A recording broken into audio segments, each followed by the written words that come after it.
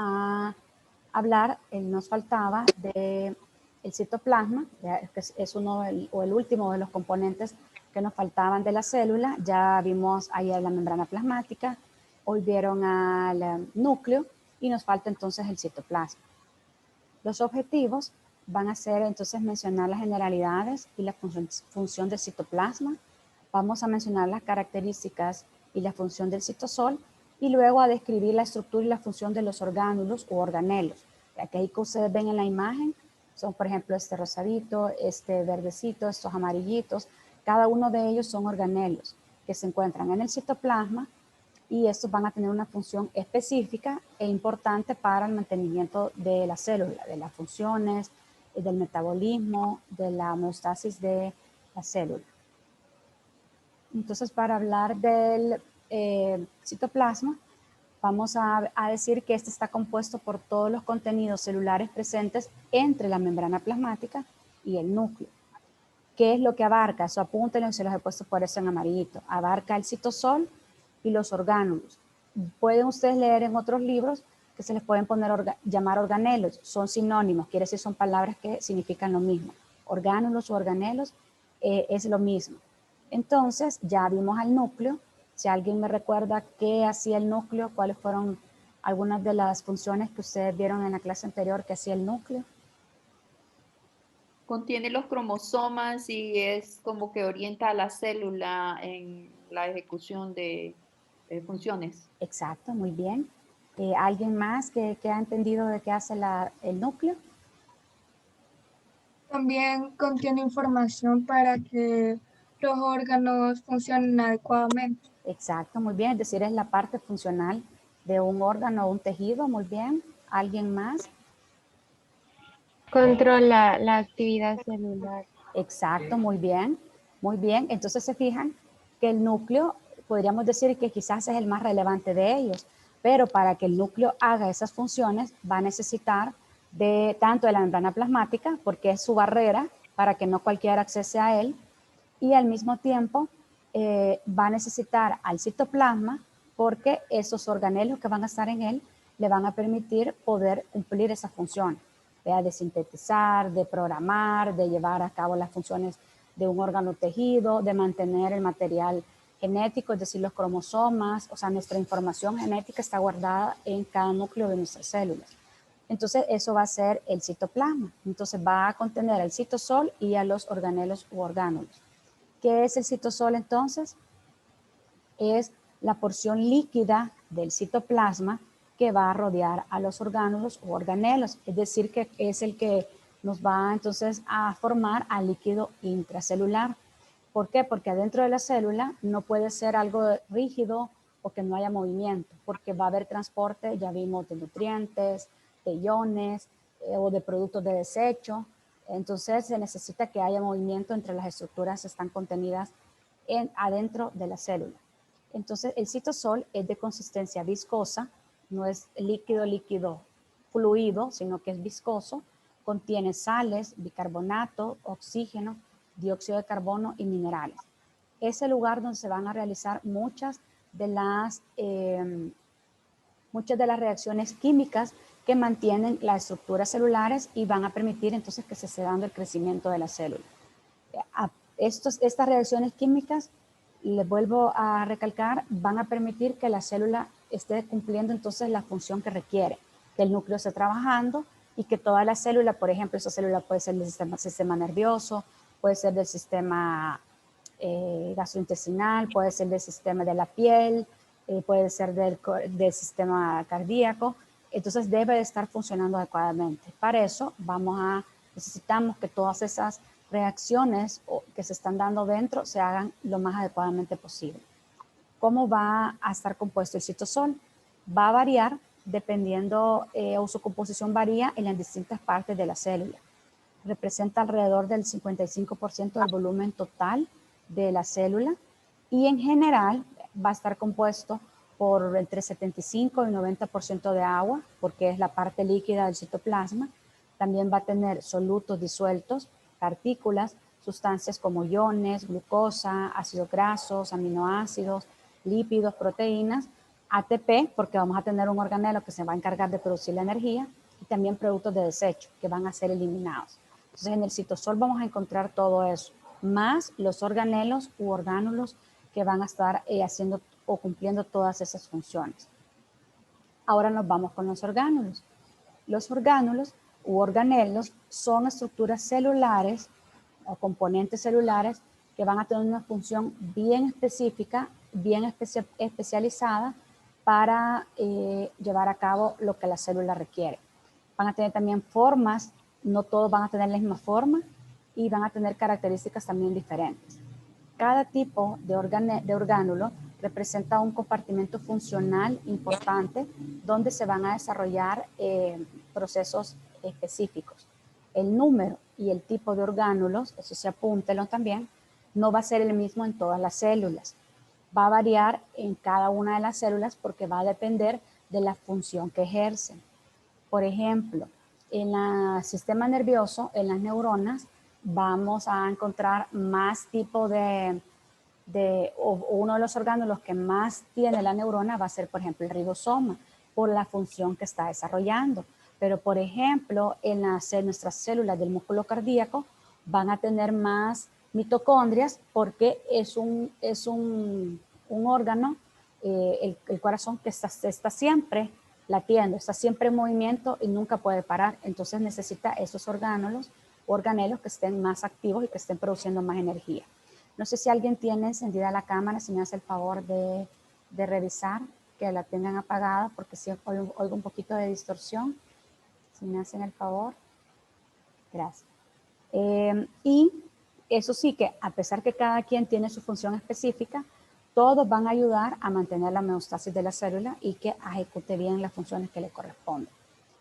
Para esto, antes de describir a los organelos, necesitamos ver que para que la célula no sea ni de todo lo que le decía dura, o demasiado fija, o demasiado tensa, ni tampoco demasiado flácida, necesita tener un citoesqueleto. Ese citoesqueleto va a ser como nosotros tenemos nuestros huesos, nuestros músculos y nos permiten poder tener una posición, estar erectos, estar sentados, acostados y no irnos de lado. Entonces aquí es igual, se le va a llamar citoesqueleto. Cito significa o referente a célula y esqueleto pues es el armazón que lo mantiene. Entonces es una red de filamentos proteicos que se extienden a través del citosol. Si ustedes ven ahí la imagen, van a ser como siempre como unos bloques que vamos a tener, que en este caso van a ser filamentos proteicos, que pueden ser microfilamentos, filamentos intermedios o microtúbulos. Estas estructuras, ¿qué van a hacer? Van a ayudar a darle forma y resistencia a la célula, además de ayudarle a que haya movimiento o locomoción de las células y también a el movimiento que se da cuando se está dando la división celular, que de una célula se va dando la división y se van creando otras células hijas. Los microfilamentos van a ser entonces más delicados, se localizan más en la periferia de la célula y estas más que todo ayudan a proveerle un soporte mecánico, ¿ve? Como en una casa que necesitamos que nos pongan las columnas, que nos pongan el hierro, pues acá entonces los microfilamentos nos van a dar ese soporte mecánico. Luego tenemos los filamentos intermedios que se localizan en regiones celulares sujetas a un estrés mecánico. Ahí va a depender, igual lo que les decía, la función de la célula y dónde esté localizada. Por ejemplo, ahí podría ser en una célula, por ejemplo, muscular, que tiene mucho movimiento y tiene por lo mismo mucho estrés mecánico. Y los microtúbulos se ensamblan en el cromosoma y contribuyen a darle la forma característica a la célula. Por eso es que no todas son redonditas, unas van a ver forma piramidal, forma triangular, unas van a ser alargadas, va a depender y ahí es donde el microtúbulo le va dando la forma característica a la célula. El centrosoma se va a localizar cerca del núcleo y va a constar de dos componentes. Tenemos un par de centríolos y un material pericentriolar. No se preocupen que esto es en general, solo para que ustedes sepan que hay esta estructura, también va a estar dentro del citoplasma. Los centríolos se encuentran más en el centro y alrededor de ese material que está pericentriolar. Peri es decir que está alrededor. Y va a poseer unas proteínas que se llaman tubulinas, que estas igual van a ayudar a que se formen los microtúbulos, que se fijan, le daban la forma a la célula y a que nos contribuya cuando se va dando la división celular, que hay movimiento de esa célula porque se está multiplicando. Luego nos vamos con los cilios y flagelos, que son otros componentes que van a tener las células, que en este caso van a ser proyecciones móviles de la superficie celular. Están compuestas por microtúbulos porque también ayudan entonces a darle la forma característica a esta célula. Como ven ustedes en la imagen, es un espermatozoide. Entonces, fijan, esa es una célula, tiene su núcleo, tiene su citoplasma, tiene su membrana plasmática, pero miren la forma es totalmente diferente a como hemos venido viendo o hemos venido describiendo una célula con una forma redondita. Acá no. Y acá tiene, aquí en esta cola, tiene este flagelo formado por microtúbulos que le van a ayudar a desplazarse. Entonces, en este caso, por eso les pongo el ejemplo de la cola del espermatozoide, que es bien característico. Los cilios van a ser como unas pestañitas, así como las que nosotros tenemos, que son proyecciones cortas, filiformes, cortas y numerosas que se extienden desde la superficie de la célula. Estos cilios van a contribuir, dependiendo en qué epitelios, que va a ser de las clases que vamos a ver el lunes, en qué epitelios estén, contribuyen, por ejemplo, a atrapar sustancias extrañas, en el caso de las vías respiratorias, en el caso de nuestro epitelio olfatorio, nos sirve para poder percibir mejor el olor. En este caso puede ser un perfume, puede ser el pollo, puede ser las pupusas. Entonces, esa percepción del olor, estos cilios que son sumamente pequeñitos, van a ayudar a que se perciba mejor. O, por ejemplo, también tenemos cilios a nivel de, bueno, ya les dije, del tracto respiratorio, también los tenemos en algunas partes del aparato genital y contribuyen a que haya movimiento. En este caso, por ejemplo, de ciertas células o sustancias. Y los flagelos, que entonces yo ya les mencionaba, que presentan la misma estructura, pero son mucho más largos y suelen ayudar a que se desplace la célula. Y el ejemplo quizás más característico es el espermatozoide.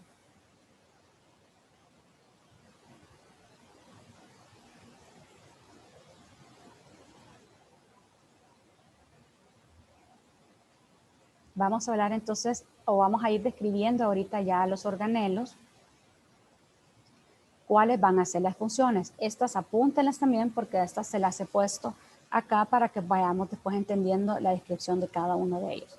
Los organelos son llamados también orgánulos, son unidades que están dentro del citoplasma de la célula, tienen funciones específicas y cada uno de ellos va a contribuir al buen funcionamiento de la célula y a que se ejecuten las actividades del organismo.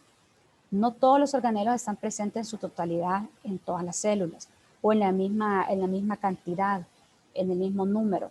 ¿Por qué? Porque su presencia va a depender del tiempo de la célula y también de la función que desempeña. Entonces, lo que yo les mencionaba, por ejemplo, en las células del músculo esquelético, en las células del músculo cardíaco, como es músculo que está en movimiento, entonces va a necesitar más de las mitocondrias porque las mitocondrias nos van a producir energía. Y entonces, en este caso, el músculo está necesitando siempre energía. En el caso de las neuronas, por ejemplo, vamos a tener más ribosomas porque los ribosomas nos van a producir proteínas. Y en el caso de las neuronas están ayudando a poder procesar toda la información que nos está a nosotros entrando por medio de sensaciones, de tacto, de la vista, del olfato, del oído, suben hacia los centros nerviosos superiores, por ejemplo, cerebro, cerebelo, si ustedes ya lo han escuchado, tallo encefálico, y ahí se procesa la información. Entonces, esas neuronas necesitan tener más ribosomas porque están ejecutando ese tipo de función más específico. Entonces, todas van a tener todos los organelos, pero los organelos, algunos van a estar en mayor cantidad en unas y en menor cantidad en otras, porque depende mucho la función que esté dando esa célula y al mismo tiempo el que tenga la célula ya de estar en acción.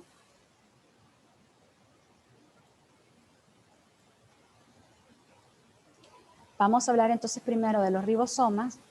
Los ribosomas son los encargados de sintetizar a las proteínas. Eso se los está marcado.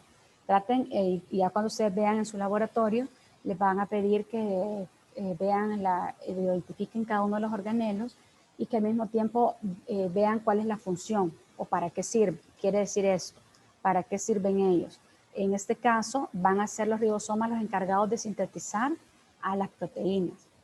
Su nombre se debe a su alto contenido de ARN, ácido ribonucleico. Producen proteínas destinadas al resto de organelos u orgánulos específicos que luego se van a insertar en la membrana plasmática y puede hacer que estas proteínas las vayamos a exportar de la célula, es decir, vayan a salir de la célula a ir a cumplir otra función. Otros ribosomas sintetizan proteínas que son específicas para que se ocupen el citosol, porque es el medio que nos va a mantener, entonces, o nos va a ayudar también a mantener la homeostasis de la célula. Pueden estar también dentro de las mitocondrias, en algunos casos se puede localizar ahí. Entonces, los ribosomas que se van a aprender, la forma que tiene, acá los tenemos, ese es el ribosoma. No solamente hay uno ahí, sino que ahí se ha ejemplificado cada uno de los organelos, entonces ustedes pueden distinguir la forma del ribosoma, luego la función que tiene, y aquí en este caso serían los encargados de sintetizar las proteínas. Luego nos vamos con el retículo endoplásmico, es ese que ustedes ven ahí la imagen, pero de este vamos a encontrar dos tipos. ¿Por qué? Porque el retículo endoplásmico es una red de membranas delgadas que se extiende a través de todo el citoplasma.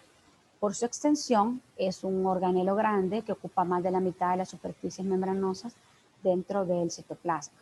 Son dos tipos de retículo endoplásmico que vamos a encontrar. Vamos a encontrar un retículo endoplásmico rugoso y un retículo endoplásmico liso. ¿A qué se debe esto? El retículo endoplásmico rugoso se extiende desde la membrana nuclear. Es rugoso porque en su superficie tienden a pegarse o a adherirse los ribosomas que ya vimos que están sintetizando proteínas y luego ingresan a él. Entonces, es una fábrica de proteínas secretoras y de moléculas de membrana. Ese es el retículo endoplásmico rugoso. En cambio, el retículo endoplásmico liso va a carecer de ribosomas en su superficie. Y aquí ustedes pueden ver en la imagen. Miren donde les he marcado el retículo endoplásmico rugoso. Ustedes ven que están esos puntitos rojitos, van a ser los ribosomas que se han adherido. En cambio, donde está marcado el retículo endoplásmico liso, se fijan que esa es su característica. ¿Ves? Vemos que tiene una conformación más lisa porque no se adhieren ribosomas a su superficie. ¿Qué hacen entonces? Nos ayudan a sintetizar ácidos grasos y esteroides como parte de las hormonas sexuales que nosotros estamos produciendo.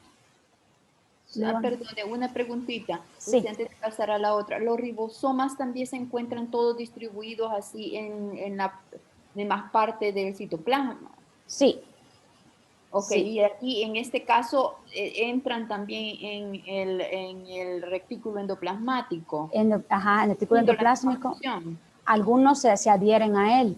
Y entonces, porque eso permite a que se estén produciendo más ribosomas, o sea, y que estén produciendo más proteínas.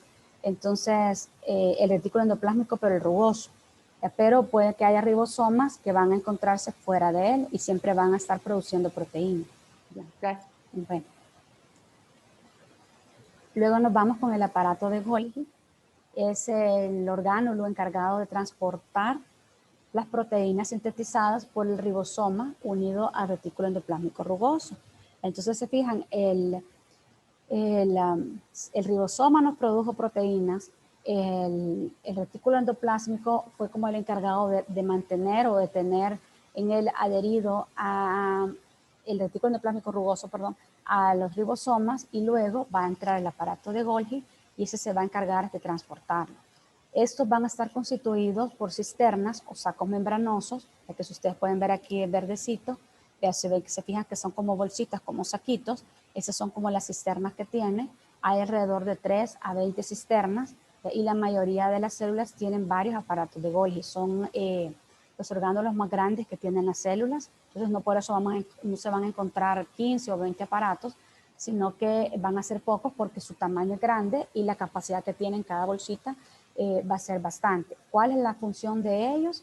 Ahí se los he puesto en amarillito, es la modificación y el empaquetamiento de las proteínas. Si traemos la secuencia, ya vimos que las proteínas las produjo el ribosoma, luego el ribosoma está en el retículo endoplásmico rugoso y luego quien los transporta va a ser el aparato de Golgi. Entonces él se va a encargar de irlos embolsando, irlos empaquetando, como nosotros cuando arreglamos un regalo. Entonces vamos a envolverlo, a empaquetarlo para que vaya bien, que llegue bien, pues ese va a ser entonces el trabajo del aparato de Golgi. Luego nos vamos con los lisosomas, que los lisosomas no se vayan a confundir con los ribosomas. En este caso se llaman lisosomas. Este es el encargado de descomponer, digerir a todos los componentes dañados y restituirlos. Quiere decir que él va a ser encargado, porque ustedes lo pueden encontrar también así en otras literaturas, de fagocitar. ¿Qué significa fagocitar? Es como comerse en este caso, una molécula, un ion, porque, por ejemplo, nosotros tenemos células de defensa, que esa es su función, fagocitar agentes extraños, fagocitar una bacteria, un virus. En este caso, el lisosoma dentro de la célula se va a encargar de eso, de fagocitar, de descomponer o de digerir componentes de la célula que ya no sirven, que están dañados, para ya sea reciclarlos, reemplazarlos porque ya están envejecidos y poderlos entonces restituir. El lisosoma son vesículas rodeadas por membranas que pueden contener hasta 60 enzimas digestivas. Eso es característico, que ellos van a contener más que todo enzimas digestivas, porque es eso, a degradar, a destruir a lo que ya no le funciona a la célula. Y la autofagia es el proceso mediante el cual se digieren los orgánulos ya dañados. ¿Qué significa auto? De nosotros mismos, y fagia, tragar. Entonces ahí se está como comiendo, por así decirlo, o tragando los orgánulos que ya no necesita. Luego nos vamos con los peroxisomas y los proteosomas, que siempre van a tener una función de destruir, de fagocitar, de desechar estructuras que no ocupe la célula, pero aquí van a ser como un poco más específicos. En el caso de los peroxisomas, son de menor tamaño que los lisosomas, que son más grandes, contienen oxidasas, esas son las enzimas específicas que va a tener, con las que pueden oxidar diversos compuestos orgánicos, como cuáles, como grasas, como aminoácidos. Entonces, esos son bastantes común, donde los podemos localizar es a nivel del hígado, porque su función es esa, la del hígado. Va a ser o el hígado se encarga de hacer el metabolismo de muchas sustancias, en cuenta aminoácidos y ácidos grasos. Entonces, por eso va a tener dentro de sus componentes a los peroxisomas. Puede ayudar a degradar a las sustancias tóxicas, y que es justo lo que hace el hígado. Los proteosomas, el nombre le dice proteo, van a ser estructuras más pequeñas en forma de barril, que su característica va a ser degradar proteínas que ya no se estén usando, que sean innecesarias o que estén defectuosas, y lo va a ir haciendo de manera continua. Es decir, que siempre van a hacer una función, son como el aparato digestivo de la célula, porque se van a encargar de desechar. Pero estos específicos a unos a ácidos grasos y aminoácidos, y los proteosomas a las proteínas que ya estén defectuosas. Una pregunta, perdone, Sí. aquí los proteosomas, estos están dentro del peroxisoma, porque, o cómo están, porque No, no los encontré en la célula, en los orgánulos. no, No los vi. esos están también, pasa que son de menor tamaño, son más pequeños. Esos son más pequeños, igual que los peroxisomas, no es como en este caso, por ejemplo acá, ¿vean? No es como el lisosoma, que es el verdecito que se ve sumamente grande. En el caso de los proteosomas son todavía más pequeños, que tienen forma de barrilito, o sea, son sumamente pequeños, igual que los peroxisomas. Entonces esos no se ven de igual tamaño que los lisosomas en general. Ah, va. Entonces estos anaranjaditos son los proteosomas. En general, ese es en general. Ese es en general. Ahí en general, porque ahí más que todo es para que vean la función que está haciendo de digerirse. Toda esa célula verde es una célula que está fagocitando o digeriendo un material de desecho de la célula, que es el que está ahí adentro. Gracias. Y luego nos vamos con las mitocondrias, que es el sitio, y ahí se los he marcado, es el sitio donde se produce la mayor parte del ATP. Es decir, que es la fábrica donde se genera la energía de la célula. Aquí por eso yo les ponía el ejemplo que en el caso de las células musculares, las células, por ejemplo, el músculo esquelético, el músculo cardíaco, necesitan tener mucha mitocondria, porque es un tipo de célula que siempre va a estar en movimiento, siempre va a estar funcionando. El corazón nunca nos para, nunca deja de latir, entonces necesita que siempre haya mitocondrias listas para estarle generando energía. De igual forma, el músculo esquelético, aunque nosotros podamos tener en descanso un músculo, pero luego volvemos a ejecutar una función, entonces cada músculo va a tener, o cada músculo tiene sus células musculares que lo conforman, sus fibras musculares, y ellas necesitan tener entonces estas mitocondrias. Entonces las vamos a encontrar en mayor número en órganos que tienen mucha actividad, por ejemplo, músculo, hígado, riñón, por ejemplo, también corazón, porque es músculo, lo vamos a encontrar que tiene más mitocondrias. Una célula puede tener pocas o varios miles de mitocondrias, ahí lo que yo les decía, de acuerdo a la actividad que está desarrollando ese órgano o ese tejido. Se localizan en sitios donde se necesita que el oxígeno entre en la célula o donde se necesite formar ATP, que es la forma de energía que tiene la célula. Y se compone de dos membranas, eso es en general, para que ustedes vean que tiene una cavidad central y tiene una matriz, que es donde está ayudando como a generar o a producir la energía. Entonces, ya para resumir, de cada organelo ustedes se van a aprender primero cómo se ve, o sea, cuál es su forma, su morfología, luego para qué sirve y todavía mucho que mejor, así como en este caso, en dónde encontramos más de este tipo de organelos. Porque ustedes ya van a entender entonces por qué la función de ese órgano, por qué necesita tener más mitocondrias o por qué en este caso necesita tener más ribosomas, como les expliqué que en el caso de las neuronas. Porque es la función que está desarrollando. No todos los órganos van a tener la misma cantidad porque si no todos ejecutaran la misma función del todo y quizás fuéramos más lentos, quizás fuéramos más apagados, pero en este caso por eso todos nuestros órganos actúan de una forma simultánea y bien porque cada quien tiene sus componentes más especializados para poder llevar a cabo esas funciones. ¿Dudas o preguntas sobre el tema?